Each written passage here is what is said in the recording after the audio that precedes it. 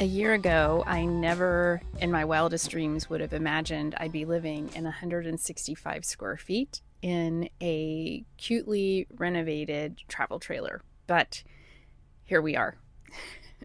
Well, hello there. My name is Natalie. I'm a decorative and restoration artist, and I've turned travel vlogger. And I have been teaching women how to pack with purpose for trips and packing a small capsule wardrobe and being able to take a small number of clothing and create a really great capsule wardrobe that would take you from 4 days or 4 weeks potentially. But a lot changed a year ago, and my life has actually shifted greatly. And I did stop filming for a while, but I'm adamant and really kicking myself in the seat of my pants to get back into filming again.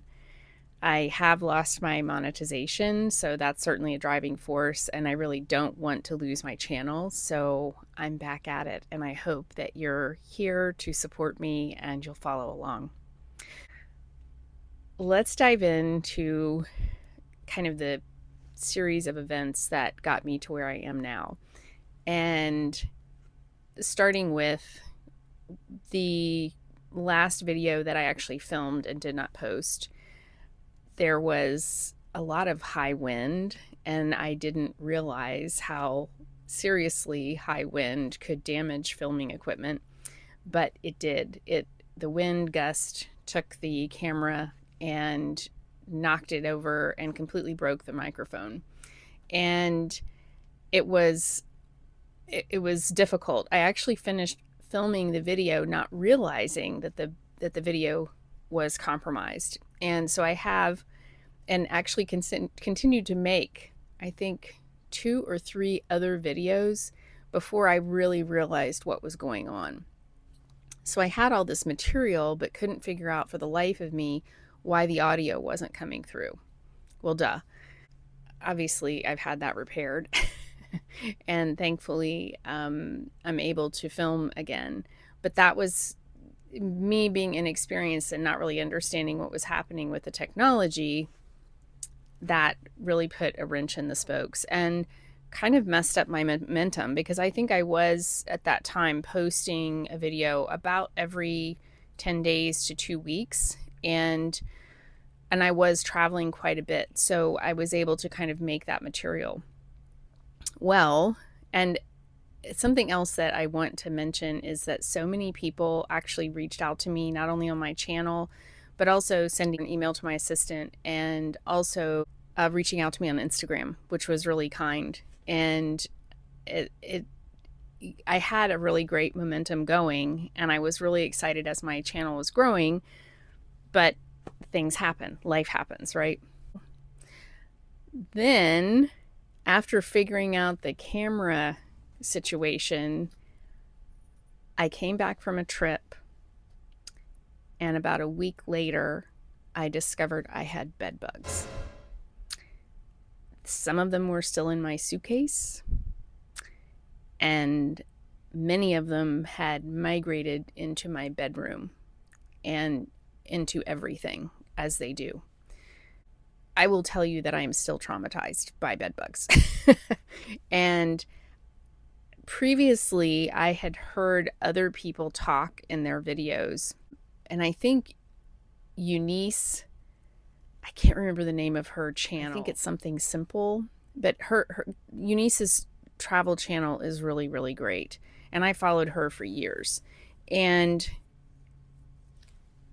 she had talked about bed bugs. See, I'm itching and I'm talking because I'm talking about them. I feel like I'm crawling. Anyway, she had talked about bed bugs before, and I thought, well, is it really that serious? Is that overkill that when I come home from every trip, I need to put my luggage in my bathtub and spray it down with something to make sure that, like, I'm not transporting these little creatures? Well, I got to tell you that from here on out, there will not be a time that I do not have a black light with me to be able to check when I'm in a hotel room. And they make little small rechargeable black light flashlights, and I now have 2 of them. So I will be sure to have one of those with me anytime I travel, as well as spraying down my luggage in the bathtub with 91% alcohol and leaving it there overnight before I bring anything into my bedroom ever again, or anywhere in my house for that matter, and literally scouring over the bag to make sure that nothing is hiding inside. And I think you're supposed to also write when you go to a hotel. Travel Trips by Lori, she's also talked about when you go in a hotel, you put your suitcase in the bathtub, because that way, the bed bugs are not in the bathtub. But this way it enables you to go in and actually check everything in the room, especially the corners of the bed, to make sure that there are no creatures hanging out there. Well, so all of these years I've heard of this, but I think we tend to be a little bit, there's some arrogance there where you think, that's not going to happen to me. I don't stay in hostels. I don't stay in crazily populated areas where I thought that I could transfer something like that. And but anyway, I have a new sense of diligence, and I will not, hopefully, knock on wood, ever experience bed bugs again in my lifetime, because now I get it and I know how serious it is.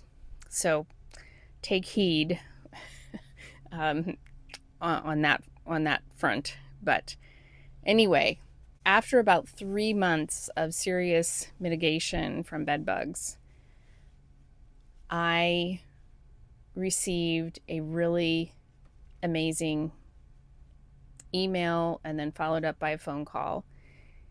And I was offered a teaching position at a college in South Carolina. To have a college reach out to me and really desire to have the skills that I have to pass on to their students was really exciting. So I did accept the position. And in doing that, I knew I only had about 3 months to prepare myself to be able to teach this January. And I knew that I wasn't going to pack up and move from my home and my business being in Tennessee. I felt pretty strongly about that I didn't want to kind of give up everything for a teaching position that, number one, didn't really pay very well, but number two, would it really be something I would love? So after a little bit of reflection, a little bit of research on the real estate market in this area, I found out really quickly that rent, even if I was going to rent part of the year, which in itself would be a little bit challenging, right? Because you're having to kind of move residences back and forth and fool around with all that. And then there's another issue. I have cats, pet deposits, and sometimes monthly pet fees. So I found out very quickly that it was going to probably cost me around $3,500 if I wanted to rent a place close to the college where I was teaching. And I knew that then that was really counterproductive, because I was going to really push my limits financially, because I'm taking care of my house still in Tennessee and my studio, my business there. And I wasn't, like I said, ready to give all that up, because I didn't know how the teaching gig would actually turn out. And the other thing is, I'm only contracted yearly. They don't have tenure because they're such a small school. There's not a whole lot of security there. So I decided to buy a travel trailer. And that's where we are right now. It's kind of amazing. It's been gutted on the inside except for the cabinetry. All the cabinetry remained. It's actually a bunkhouse style travel trailer, and it's vintage. And you may be familiar with this style, but the bunkhouse style, it usually has a master bedroom, and then it has like 2 or 4 bunk beds in the back of the trailer. So master bedroom in the front and bunkhouse in the back. And some of the bunks were removed so that my cats have their kennels in their own bedroom in the bunkhouse room, which they also share with my washer and dryer. I really have a complete setup, and at a much more affordable price, although it's still pricey because it is South Carolina. It's a vacation destination, so it's not super inexpensive. I'm sure if I wanted to stay in the mountains of North Carolina, it would be a little different story than probably what the price point is here where I'm staying. But it's much more affordable, and it allows me to do this.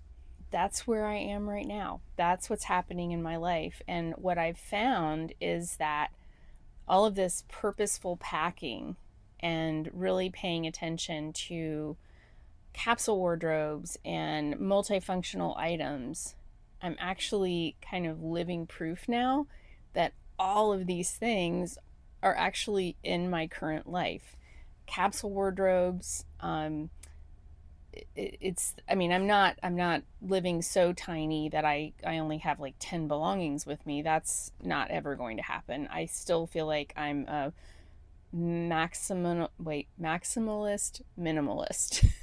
I'm always going to kind of push that envelope because I still like to have things around me that I love and that are pretty, or things that I enjoy. That's why maybe I take, I don't know, 10 times more scarves with me on a trip than maybe what I need, but I'm not going to take 10 times more shoes because scarves take up a lot less room, if that makes sense. And it's similar here in the way that I'm living tiny and living small in this little travel trailer space. And so what I am envisioning, and I would love your input, what I'm envisioning is that I will actually still be talking capsule wardrobes and Scotty vests and ex officio travel vests and neat luggage that I found that I love as a personal item or a one bag travel item. And I still can see myself doing that. And I actually have quite a bit of capsule wardrobe and travel video footage that I captured last year, but just didn't have the microphone. I'll probably do voiceovers and put a lot of those videos together because the footage is still great. The capsule wardrobes were wonderful, and I still think they're worth sharing. I would like to weave in a little bit more about my current life and my current surroundings, and just even how I function in such a tiny kitchen, and how I'm able to live a more focused life the same way that I was living with my purposeful packing. Since I have lost my monetization, it would really help me a great deal if you would press that like button, if you would subscribe to the channel, and I would really like to get things up and running once again with that support.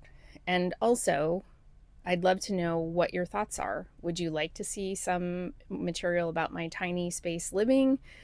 Are you only interested in travel related videos? Please share. I'd love to know, and it would help me kind of figure out the direction of where I'll be going in the future. Have a great rest of your day or your evening. Thank you again for watching, and I look forward to sharing more with you very soon. Bye for now.